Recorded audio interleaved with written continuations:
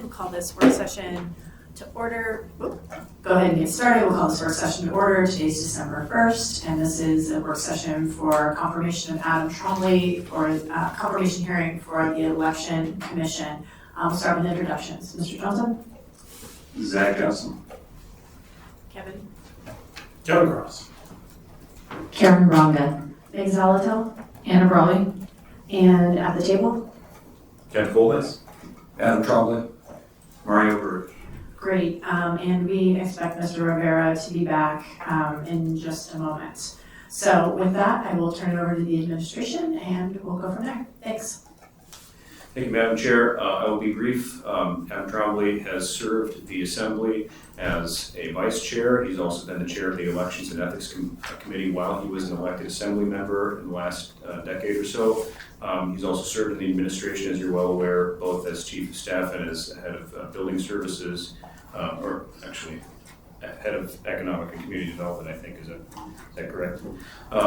So he's had experience with the both branches of the municipal government, has seen elections from both sides. We think he's a strong candidate. We know he's familiar to many of the Assembly members, and we think he would be a good fit for the Election Commission. So with that, turn it back over. Great. Mr. Trombley, do you have any opening comments? Okay, with that, we will turn to any questions from members. Well, I have a question. I'll kick it off, Sure. as I tend to do. So, Mr. Trombley, can you tell me a little bit about what your understanding is of the role the Election Commission plays in our elections, as well as your thoughts on election security and vote by mail? Thank you. Sure. So the Election Commission, I think the main, most important thing that they do is they really adjudicate those ballots that have been rejected, to ensure that has a backstop to make sure that information is accurate. They also make recommendations to this body for election changes to the election code, security, those kind of things. In reference to your second question, election security, I think the first thing to address really is, well, election security is obviously extremely important, and no one's going to deny that. I think that this body's most important role is to find a way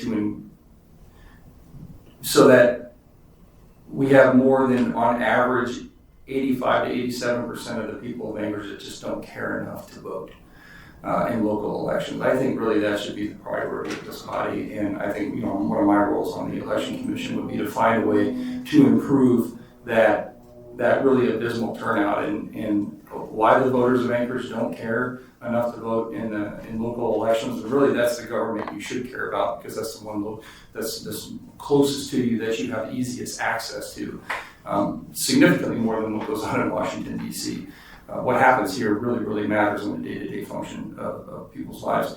And so I think that would be the most important thing. Election security, obviously, there's only one entity in this city that's responsible for election security in the election code, and that's this body.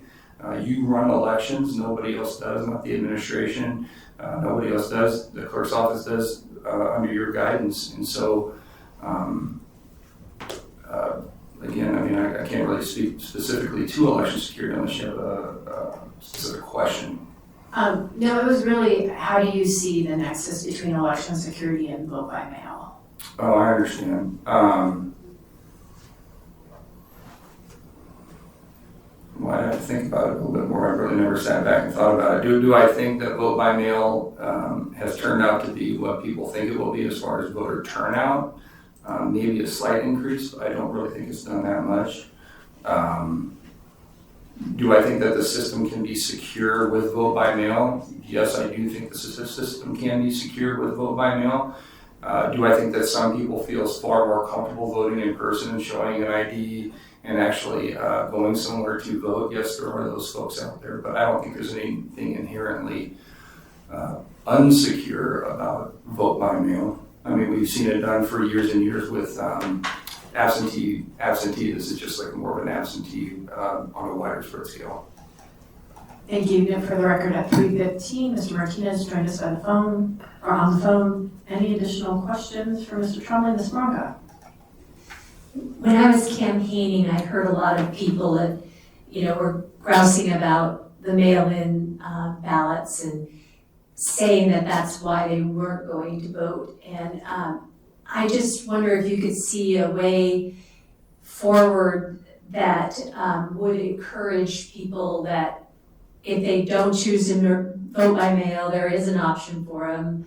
They can go in person, a way to assure the people of the community that their vote does matter, whether they go in person or send their ballots. Do you have ideas of how to get that message out there? Well, actually, I do. Everyone here is involved in politics to some degree, some more so than others. We know that politics is fickle, right? And politics is nothing more than perception, right?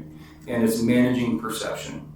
And it's managing the perception of the people in the sense of it is your obligation, my obligation, if I'm confirmed to this board, to ensure that the people see that their perception actually meets the reality of what's really, really happening. And so the only way to do that is to, in a very simplistic sense, everybody's here because you campaigned, right? People voted for Kevin over whoever your opponent was at the time because you ran a campaign and people thought that you were better than the other candidate, right? And so you have to treat it as a campaign, and you have to educate people that this is what mail-in voting is. This is where it's been successful. This is why it's going to be successful here. You have to educate the public because I don't think people inherently understand mail-in voting versus in-person voting and the intricacies thereof. I mean, obviously people understand that the ballot comes to me, I sit at my kitchen table and do that versus going to, Sand Lake Elementary School and voting. Yes, that's very simple. But the mechanisms behind all that, people don't sit around and think about that. You have to inform the public. What does this mean? And I think there's really nothing more important that this body can do than find a way to educate the public on what it means, what local government is, why our elections are secure, why they're safe, and why they should be involved. And that's going to take a considerable amount of time and resources in order to do that. And you have to run a campaign to explain that to people. Ms. Raleigh. Yeah, thank you, and thank you for being here and participating. One thing I do want to clarify, so you mentioned that the Assembly is responsible for elections. I think that is true. However, it's also important to delineate between the body, the Assembly, and the clerk's office, right? Because they're actually the staff who manage that. I haven't gone through an election cycle as an elected official because I was just elected. So I don't have the lived experience of what that looks like in a race, that we're moving into now. But I just want to be very clear that the Assembly does not have a direct role in the administration of elections. So we have a policy role, but I just want to make that really clear. Sure. Well, I can tell you in 2012 where there weren't enough ballots printed for the election, a lot of people wanted to blame Mayor Sullivan for that, when in fact it wasn't. It ultimately ended up on the Assembly because we have an Elections and Ethics and Elections Committee that is supposed to oversee that. Yes, there are things laid out in code. This is how many ballots you're supposed to print based on these formulas, but ultimately it really does fall down to the people's elected body to ensure that the election is going to be run in a manner where there's, first and foremost, that there's enough ballots when people go to vote. So I would never like to say that the people's representatives are not the end-all backstop and the ultimate accountability. I think pushing that to an administrative state could probably be dangerous over time.